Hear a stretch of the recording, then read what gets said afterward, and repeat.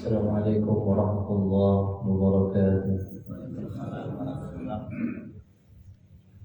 Innal hamdalillah nahmaduhu wa nasta'inuhu wa nastaghfiruh wa na'udzu billahi min shururi anfusina wa min sayyiati a'malina. May yahdihillahu fala mudilla lahu wa may yudlil fala hadiya lahu. Asyhadu an la ilaha illallah wahdahu la syarika lahu. أشهد أن محمدا عبده ورسوله الذي لا نبي ولا رسول بعده.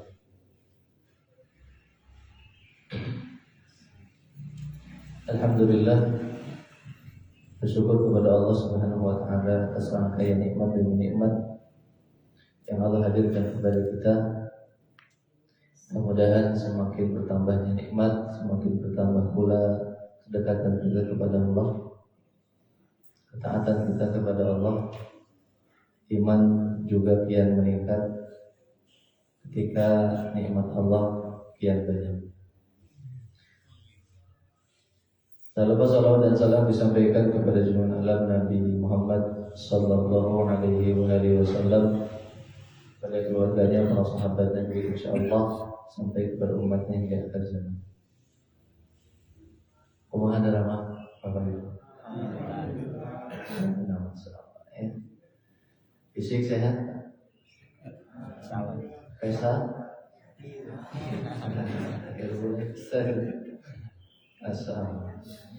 Hari ini kita akan mengupas setelah tema bulan lalu tentang cek ayat sebelah ya.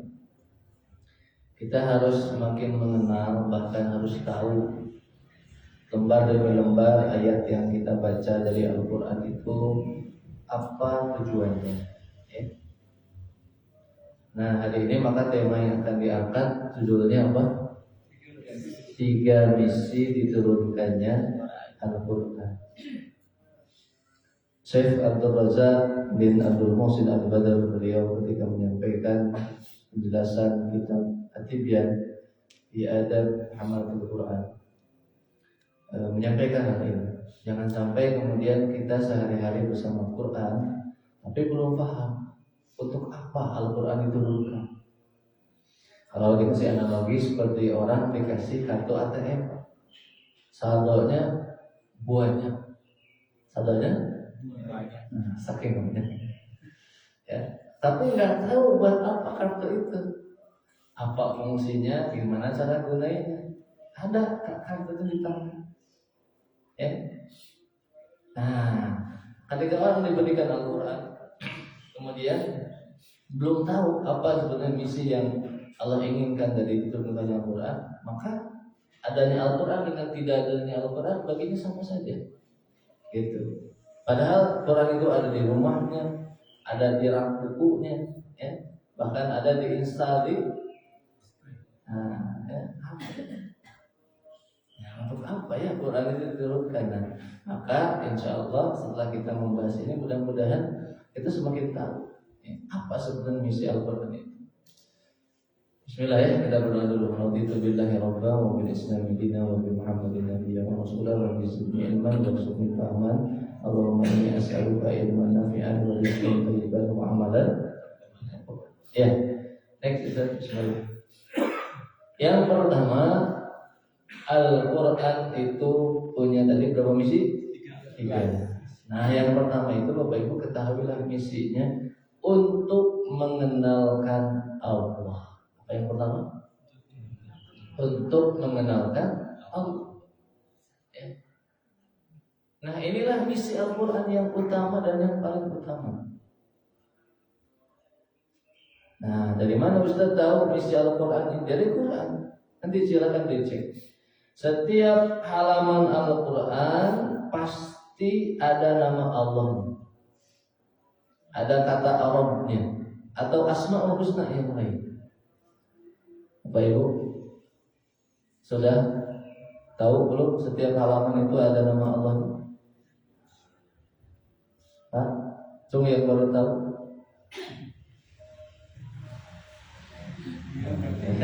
Sudah tadi ya, salah. Ya. Kenapa? Karena Al-Quran itu untuk mengenalkan siapa Rabbul Alamin itu. Bapak mau buka halaman berapapun pasti ada halaman 100, 200, 300, 800. Ada gitu yang 800. Ekorannya sampai berapa halaman?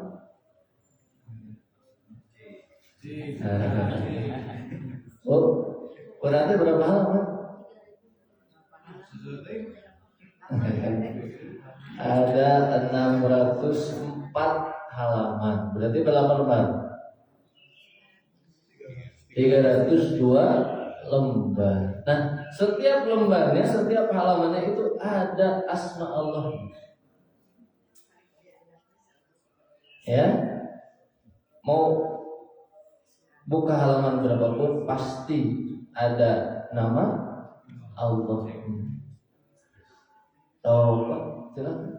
Kalau nggak nama Allah nanti nama Rabb, ya, kalimat Rabb atau Asmaul Husna. Ya, bahkan di setiap ayat itu Allah kadang-kadang sebutkan nama-nama. Allah ingin memperkenalkan siapa dirinya. Bahkan kalau nanti Ibu tadi mendengar di surat Al-Hasyr di rakaat kedua yang saya baca, Allah memperkenalkan dalam satu halaman itu banyak sekali. Wallahu alladzi la ilaha illahu, ya, alimul ghaibi wasyahada warrahmanu rahim. Wallahu alladzi la ilaha illahu al-malik al-qudus as-salam al-mu'min al-muhaimin, terus al-aziz al-jabbar al-mutakabbir. Wah, Masya Allah, Allah terangkan, jelaskan. Bahkan ada satu surat, ya, yang setiap ayatnya itu ada nama Allahnya. Bahkan satu ayat itu diulang beberapa kali. Bapak Ibu, namanya surat Al-Mujadalah. Surat apa, Bu? Nah, nanti sudah mau buka ya. Setiap ayatnya ada Allah. Bisa ada aplikasi Quran kan? Nah, coba ditampilkan, kita coba. Al-Mujadalah, ya, itu setiap ayatnya ada asma Allah. Ya, Masya Allah. Al-Mujadalah itu kan tentang orang yang berdebat, ya. Allah ingin memberikan kepada kita pemahaman. Nanti kita tunggu ya, aplikasi Qurannya ditayangkan, kita hitung bersama.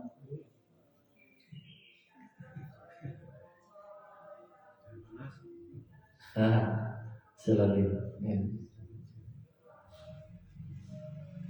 Kalau manusia mah membangun tidur teh dong.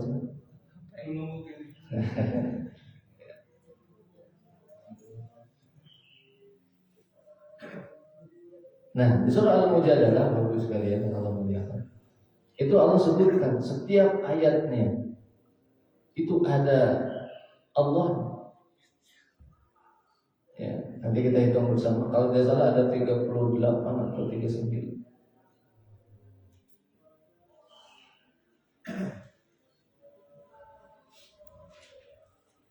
Surat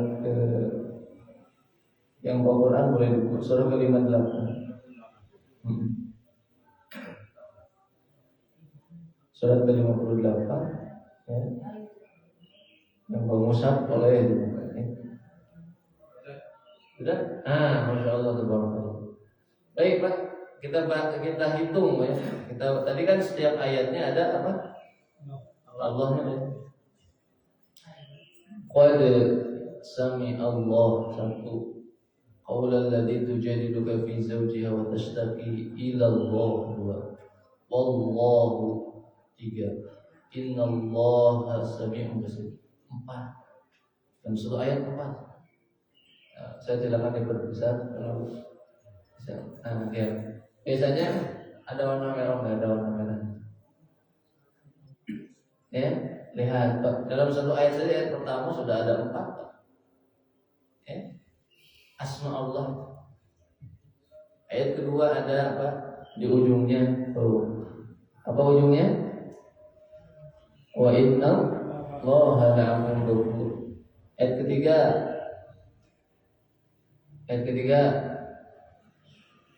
Ke bawah.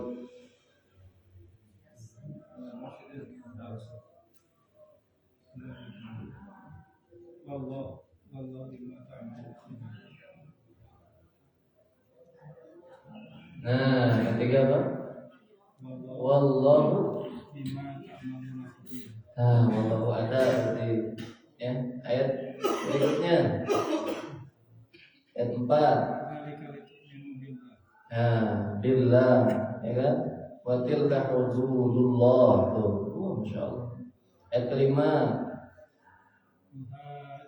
yuhadunallah, masyaallah. Ayat 6 yauma yab'atsuhumullah ya ahsahullah wallahu 3. Ayat 7 alam tara annallah tuh. Di ujungnya juga innallah. Masyaallah. Ayat 8 ya lam yuhayyika bihillah ya. Kemudian laula yu'adzibunallah. Ayat 9 ujungnya wattaqullaha alladzi ilaihi tuhsyarun.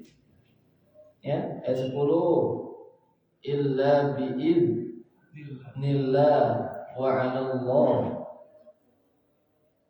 Tiap ayat ada. Ayat 11-nya yafsahillah yarfa'illah wallahu bima masyaallah. Ya kan? Terus ayat 12 fa innallah.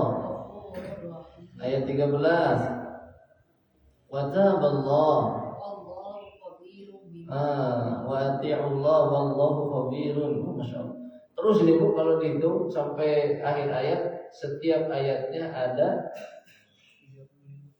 sampai 35 itu Pak, tiap ayatnya ya itu ada asma Allah. Nah ini Bapak Ibu sekalian. Jadi misi Quran yang pertama, kembali ke yang atau bahwa Al-Quran itu diturunkan agar apa di sini? Mengenalkan Allah. Ya. Jadi coba kalau kata sholat, apakah ada di setiap halaman? Kata sholat apakah ada di setiap halaman? Tidak. Kenapa? Karena Allah yang pertama untuk mengenalkan dirinya. Ya. Nah, mengenal Allah itu Bapak Ibu kaum muslimin yang Allah muliakan, caranya ada dua. Ada dengan ayat qauliyah, yakni Al-Qur'an. Ada ayat kauniyah, alam semesta, ciptaan Allah. Kalau di Al-Qur'an disebutnya asmaul asmaul husna. Jadi ketika kita baca Quran harus semakin mengenal dari siapa ini diturunkan. Dan Quran itu Masya Allah ya. Kalaulah itu bikinan manusia ya, gitu kan, maka tidak mungkin seperti Al-Quran. Itu adalah kalamullah. Kita kasih ilustrasi sedikit. Setelah tasbih, zikir ba'da sholat itu baca apa? Setelah tasbih alhamdulillah, subhanallah kan 33. Setelah itu di Quran juga demikian. Ada surat ke-17 Bu. Surat Al-Isra. Apa awalnya Al-Isra? Subhanalladzi asra bi 'abdihi, gitu ya. Setelah tasbih tadi biasanya apa? Tahmid, alhamdulillah. Nah, surat ke-18, surat apa? Al-Kahfi. Apa awal ayatnya? Alhamdulillahilladzi. Tadi surat 17-nya? Subhanallah. Ayat kedua, ayat ke-18, surah 18-nya. Jadi nyusun begitu. Ya. Itu luar biasa. Nanti awal ayatnya dengan ujungnya gitu ya. Satu surah dengan surah yang lain, satu ayat dengan ayat berikutnya, ya, masya Allah. Dengan ayat sebelumnya, ini luar biasa. Maka kalau kita kemudian sudah mengenal Allah, bahkan di ayat pertama, ya Allah memperkenalkan siapa dirinya. Ayat pertama di halaman pertama apa?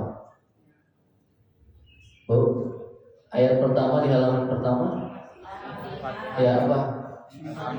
Bismillahirrahmanirrahim. Allah sudah cantumkan memperkenalkan siapa dirinya, begitu. Sekali lagi, buat apa Quran diturunkan?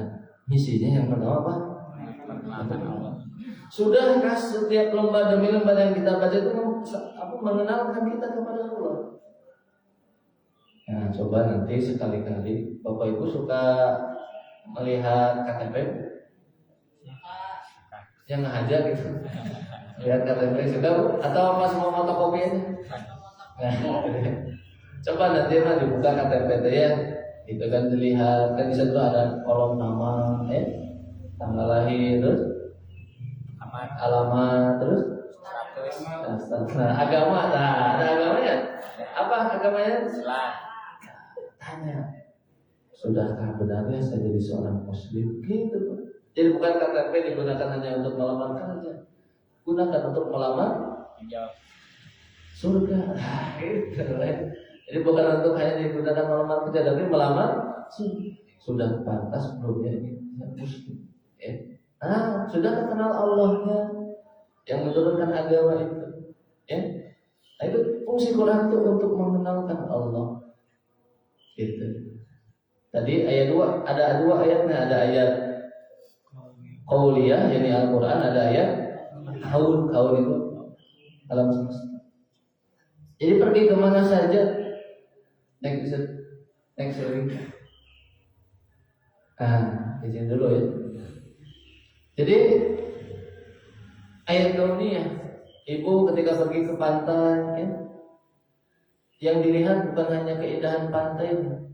Siapa ini yang menciptakan lautan seindah itu? Bapak kalau lihat perempuan cantik, yang dilihat bukan hanya, tapi harus sampai ini siapa zat yang sudah menciptakan. Nah gitu ya, gitu harus sampai sana. Tahu sok bohong orang tadi kan? Nah gitu. Itu jadi ibu pergi healing kemana, ke gunung gitu kan? Ini masya Allah, ini yang menciptakan gunung ini. Nah gitu. Kita kadang-kadang suka lupa kepada pemberi nikmatnya. Nih saya kasih ilustrasi lagi. Oh di tangan ibu ada 100.000, ada 10.000. Oh bahagia lihat yang mana? Nah, Bu, lihat yang mana, Bu? Kalau yang 10.000 nggak bahagia? Bahagia. Sekali lagi, 100.000 nih, atau jangan 10.000 sama 100.000, 1.000.000 sama 10.000 yang mana? Juta. Nah, Ibu kalau lihat yang 10.000 bahagia nggak? Nah, bahagia apa sih sebenarnya? Iya Bu, teorinya itu bukan 10.000 atau 1.000.000, tapi mata kita bisa lihat uang itu. Paham?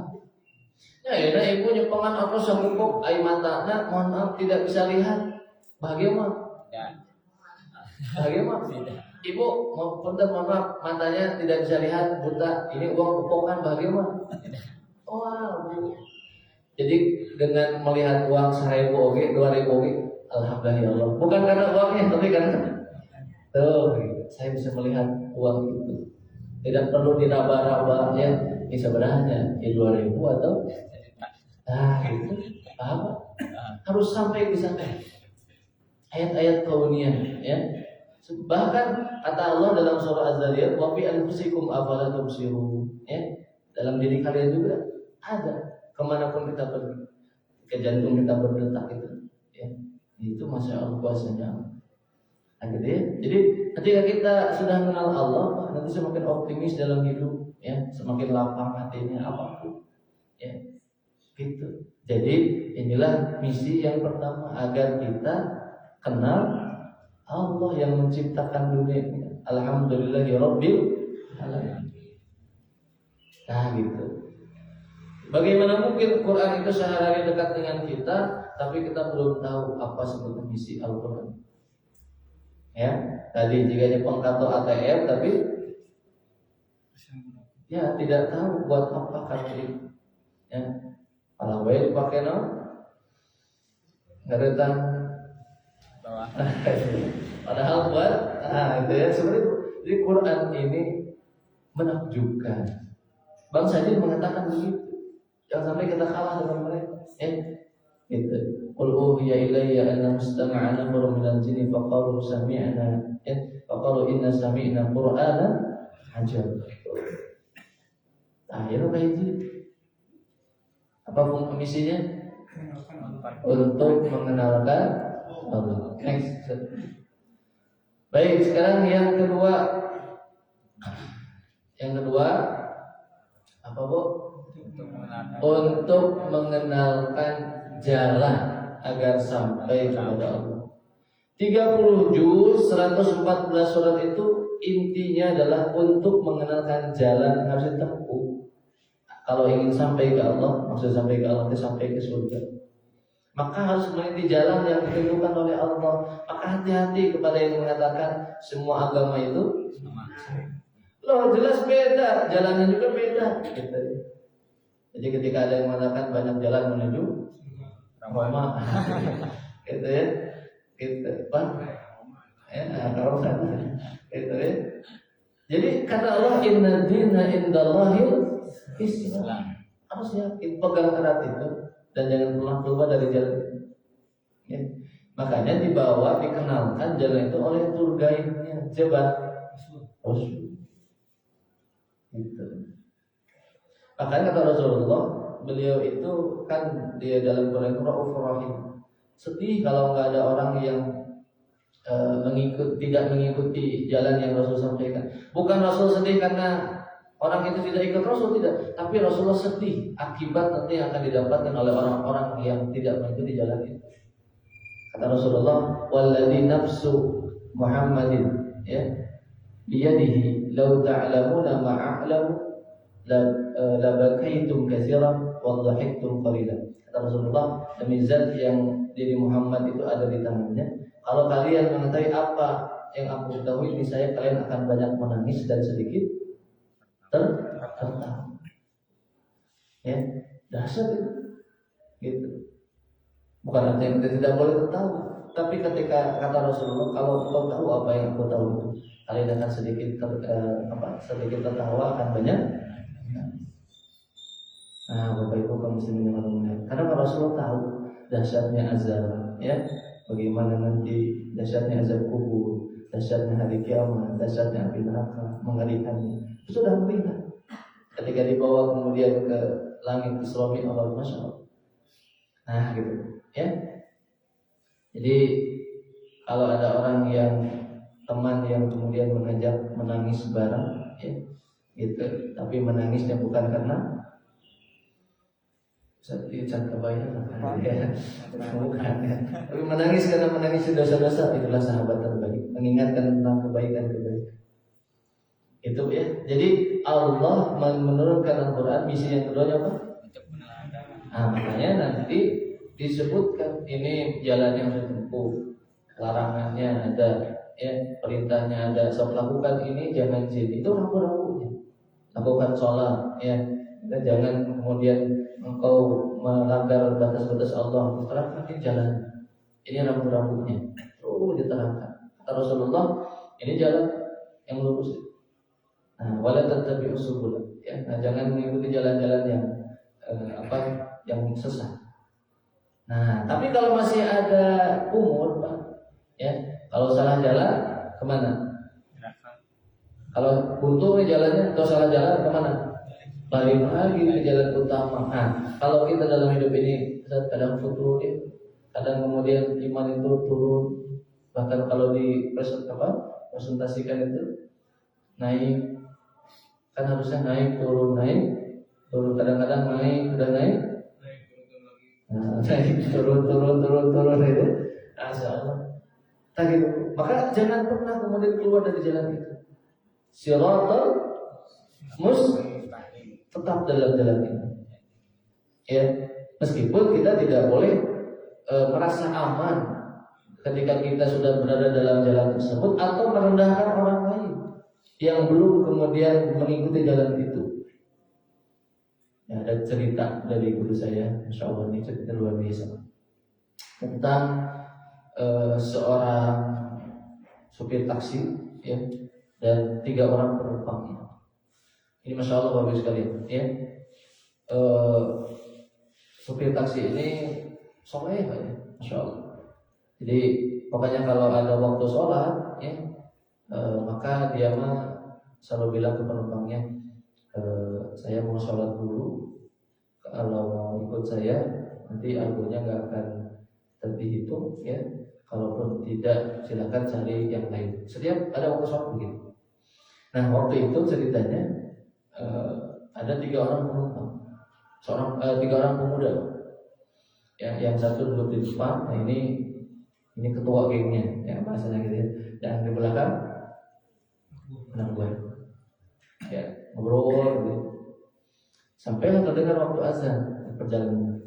Kata supir taksi ini sama mengatakan demikian. Saya mau sholat dulu, kalau kemudian buru-buru silakan cari yang lainnya. Ya, kalau mau ikut nanti tidak diteruskan bayar, silakan, tidak terhitung. Katanya, kata orang ini, kata si ketua gengnya, enggak, kami tidak sholat. Pas ditanya apa agamanya, Muslim, tapi dia tidak. Akhirnya kemudian diajak, sholat apa-apa, ya, apapun yang dilakukan, ya, itu sholat. Mikir banyak. Akhirnya kata yang belakang ini, saya mah menyerahkan keputusannya kepada yang. Kata siapa yang di depan tadi? Ketua geng. Akhirnya karena diajak terus, ya, siap, ayo sholat. Entah, saya lupa apakah sholat asar atau sholat maghrib. Itu Pak, yang jadi imamnya yang supir taksi itu, ya, sholat 4 orang ini berarti. Nah, yang satu, yang ketua geng tadi Pak, ketika sujud terakhir, yang lain sudah salam, sudah selesai, yang ketua geng ini tetap sujud. Itu ditungguin Pak, tetap masih beres sholat, sampai beres sholat. Nah, dan kemudian dia apa namanya? Kita pernah ya, apa ya? Nah, itu akhirnya dia kemudian menikah. Nah, yang menangis justru yang belakang ini menangisnya luar biasa. Oh, menangisnya sejadi-jadinya. Itu siapa tadi? Anak buah. Sama supir taksi bertanya, kenapa? Sampai sebegitu nangis? Karena setelah ditanya, kemudian dia menjawab, yang di depan ini, ketua geng itu sebetulnya adalah kakak saya. Siapa? Jadi kakak berarti. Saya menyaksikan selama 15 tahun kakak saya tidak pernah salah. Ini kali pertamanya dia kemudian sholat dan langsung Allah merinding sebab dengan kisah ini. Allah, ya, maksud saya gini, jangan juga kita kalau ada orang misalkan mama patokan Pak datang ke masjid, kadang-kadang sok jika ada jika awas kali canceling baru katanya barangkali dia mau taubat Pak. Ya, dia barangkali sudah mendengar sesuatu, dia mendengar azan, dia silakan Pak, persilakan, ya, gitu. Karena tidak ada jaminan, maka kita, ya, yang sudah ada di jalan-jalan ini harus tetap istiqomah. Saya kata enak bisanya, sholat seberapa tahun? 15 tahun terus wafatnya. Orangnya mau sholat 15 tahun, lagi bisikan gitu tuh mau. Jangan kesana gitu. Nah, ini Bapak Ibu Rasulullah yang Allah muliakan. Ya. Jadi untuk mengenalkan jalan, tempuh jalan ini, siratal mustaqim. Ya, carilah teman yang satu frekuensi agar kita tetap dalam jalan-jalan itu terus gitu sampai nanti di ujung, gitu. Ya. Nah, Bapak Ibu kaum muslimin yang Allah muliakan, ini Pak, yang kedua, ya. Jadi Al-Quran misinya diturunkan itu untuk mengenalkan jalan. Ya, harus tahu. Makanya orang Rasulullah dikenalkan, ini jalan orang yang sesat. Ya, ini jalan dikisahkan oleh Allah dalam Quran. Oh, ini Fir'aun kisahnya. Oh, ini Namrud, ya. Oh, ini siapa? Qarun, ya. Oh, itu dikenal di jalan yang salah nih. Dikenalkan oleh Allah. Ya. Nah, ini sebaliknya jalan orang-orang salih. Ada nabi-nabi, ya, Nabi Ibrahim, gitu kan, Nabi Yusuf, ya kan, para nabi yang lainnya masa dikisahkan, Nabi Ibrahim, Nabi Musa dikisahkan agar tahu, ya, contohlah jalan mereka, ya, yang meniti jalan itu. Meskipun nanti ketika meniti jalan yang lurus tadi, masih ingat quote yang saya sampaikan, jalan Allah itu lurus tapi tidak selalu mulus, jalan setan itu mulus tapi tidak lurus. Nah, ya, coba lihat jalannya Nabi Yusuf. Jangan dikira jalan Nabi Yusuf itu jalan yang menyenangkan, Pak. Ya, luar biasa. Nabi Yusuf harus dipenjarakan di bawah tanah. Untuk apa? Apa kalau tidak sayang? Sayang. Ya. Kenapa? Agar selamat dari godaan perempuan. Bu, Nabi Yusuf ini kan ujian teh. Salah satunya apa? Digoda oleh, karena Nabi Yusuf sangat. Jadi mempunyai suami wajahnya biasa teh, alhamdulillah. Maaf kata gitu. Nah, Nabi Yusuf sampai di penjara, ya, di bawah tanah itu disembunyikan oleh Allah karena digoda oleh satu wanita bisa berhasil. Tapi kalau banyak perempuan, bahaya. Ya, lihat. Kemudian ketika itu kan terjadi desas-desus, ya, tentang kisah Yusuf ini. Oh, sedang di macam musib lah macam gitu. Oh, namanya istri pengusaha gitu tergoda oleh seorang pemuda. Oh, itu kan di apa sih namanya kalau sekarang? Dibully, ya, dibully. Nah, akhirnya dan dulu belum ada kamera, jadi belum terlihat ganteng Yusuf itu seperti apa. Ada orang undang lah gitu. Wah, jadi adakan jamuan. Semua perempuan-perempuan itu dikumpulkan, diundang ngajar-ngajar gitu kan. Jadi panorama jika ayah karpet merah kenal namanya tuh?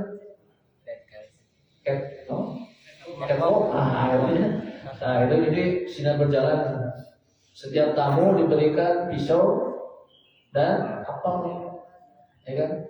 Pisau dan apel. Ya, untuk apa namanya membuktikan gitu, sebagaimana ganteng itu.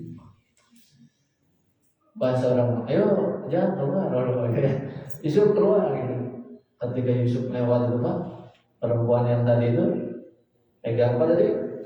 Pisau dan apel itu. Bukan ngiris apel Pak, tapi ngiris, tapi nggak keras. Saking apa ya? Terpesona, terbius.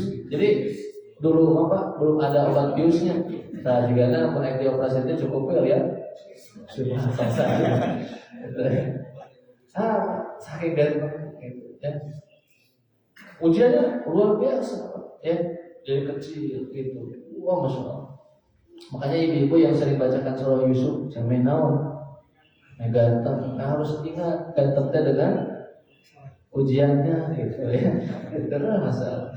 Nah, gitu. Jadi maksudnya itu jalan orang-orang soleh itu penuh dengan ujian. Emang begitu. Kata Rasulullah, "Idza ahabballahu qauman ibtalahum." Memang betul, ya. Nah, gitu ya. Masya Allah. Baik, ini yang kedua, terakhir. Yang terakhir kan tadi ayat 3 ya. Satu apa tadi, ulang dulu. Yang pertama, untuk mengenalkan Allah. Dua, mengenalkan jalan agar sampai pada Allah, ya. Mensalah jalan mau sampai. Yang ketiga, next.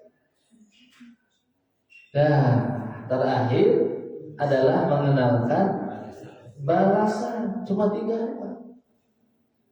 Mengenalkan balasan bagi yang mengikuti jalan tadi dan balasan bagi yang meninggalkan jalan tadi. Allah kenalkan di dunia ketenangan, ya, kebahagiaan.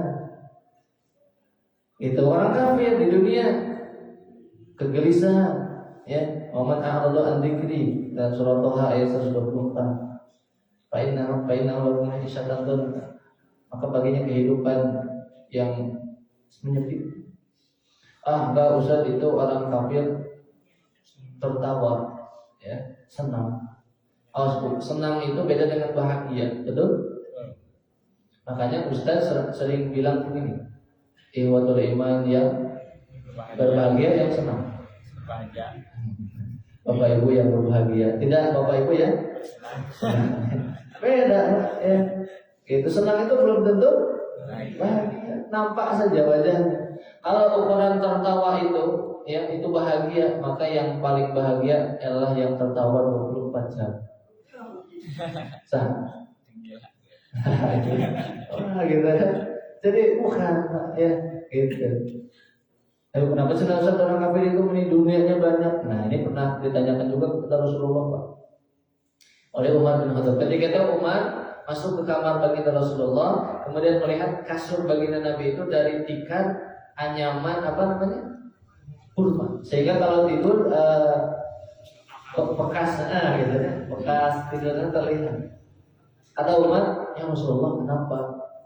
Kan lihat pemimpin raja-raja Persia gitu ya, mereka tidur dengan kemewahan.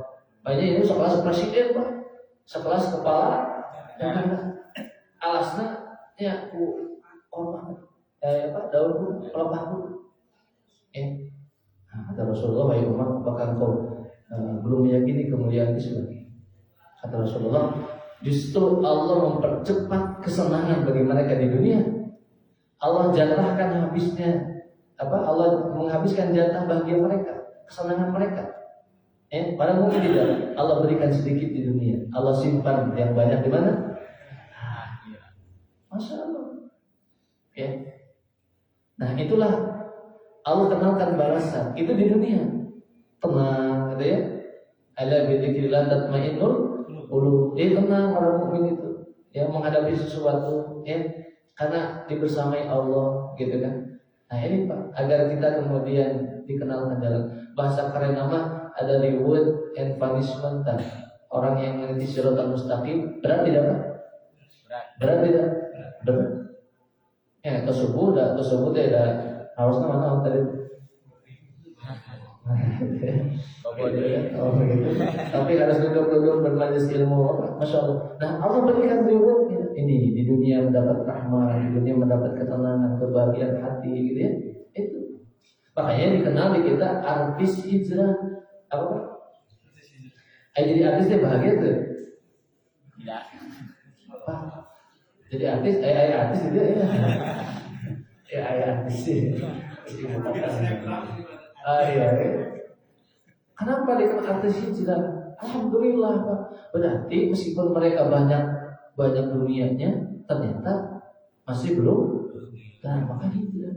Mulai hijrahnya bagus gitu. Karena ada sebagian yang larinya ke obat-obat terlarang dan seterusnya. Tuh, Pak, gitu.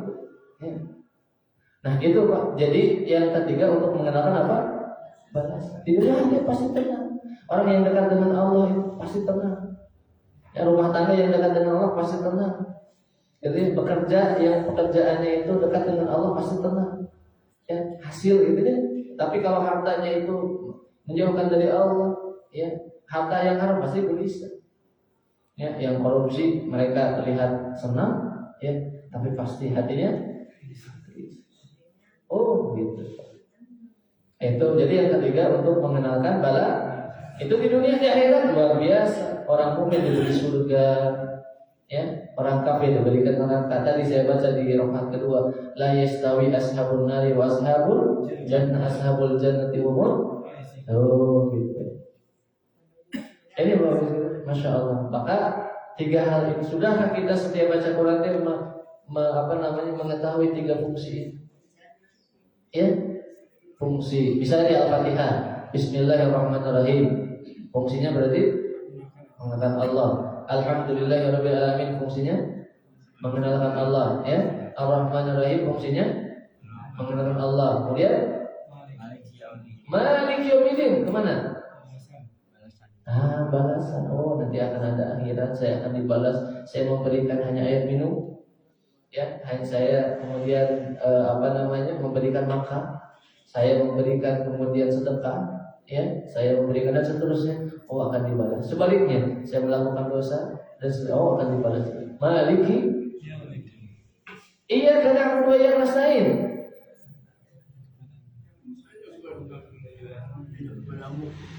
Kan tadi mengenalkan Allah, mengenalkan jalan, mengenalkan iya karena kedua yang lain jalan. Oh, jalan. Iya karena guru. Oh, ini jalannya begini, cara ibadahnya, ya kan? Oh, ini jalannya begitu diatur ya oleh Allah dan sudah sempurna semuanya. Tuh diatur jalannya gitu. Nah, itu. Jadi setiap Quran gitu kan seluruhnya itu untuk mengenalkan tiga tadi. Sudah paham? Tiga misi diturunkan Quran. Jangan sampai kita tidak tahu. Satu, untuk mengenalkan Allah. Maka tadi setiap halamannya pasti ada asmaul. Tiga, dua, mengenalkan jalan, ya kan? Yang dibawa oleh tour guide-nya siapa? Para nabi, ya, Rasulullah SAW, gitu kan? Yang terakhir,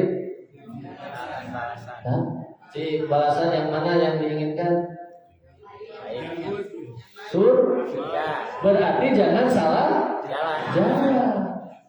Kalau ingin meniti jalan itu harus kenal yang punya jalan yang siapa? Allah. Tuh, jadi nyambung banget tadi. Kenal Allah dulu, ya pasti akan meniti jalan. Semangat pasti. Ya, pasti ujungnya surga. Ayo orang kadang surga nah ya. Dan kalau salah jalan salah. Hati-hati. Gitu. Pastikan kalau ingin pergi misalnya ke Garut, ya jalannya ke sana, ya kan? Seperti itu. Ya, itu mudah-mudahan bisa dipahami Bapak sekalian, ya. Tema kita kali ini sudah next. Sudah selesai.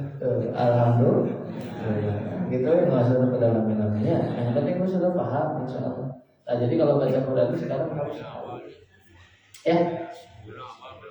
Demikian yang dapat disampaikan, mudah-mudahan bermanfaat. Silakan kalau ada yang bertanya, silakan.